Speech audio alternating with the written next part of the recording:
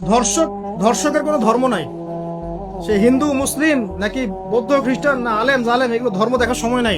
আল্লাহ পাক বলেছেন তার রাসূলের মাধ্যমে ধর্ষণ হলেই প্রকাশ্যে মৃত্যুদণ্ড দিয়ে দিবে, যেই হোক সে যেই হোক সে যেই হোক নাকি, ওর কোনো ধর্ম নাই।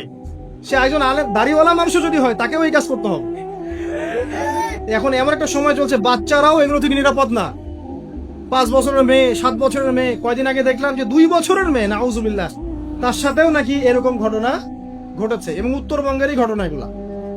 তো এটা কিভাবে হলো, আসলে কিভাবে হয়েছে আমি আপনাকে বলছি। দেখেন, আমি আপনাকে মূল জায়গাটাতে বলছি। এই যে মানসিক বিকৃতি, অসুস্থতাটা হয়েছে অনলি পর্নোগ্রাফির কারণে। Only pornography. কারণ পর্নোগ্রাফি দেখতে দেখতে সবাই বাসায় এগুলো ইন্টারনেটে, আপনার ফোনে সবাই যখন দেখতে অভ্যস্ত হয়ে গেছে, তখন ইন্টারনালি আমরা সবাই পশু হয়ে গেছে। এখন সামনে যেই থাকে, একটা ছোট বাচ্চা থাক, ছোট মেয়ে থাকে, 5 বছরের মেয়েকে দেখলাম রেপ করে ফেলছে। 5 বছরের মেয়ে, 5 বছরের মেয়ে রেপ হয়েছে কোথায়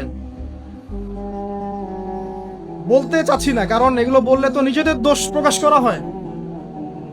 কিন্তু মানুষ, ধর্ষকের কোনো ধর্ম নাই।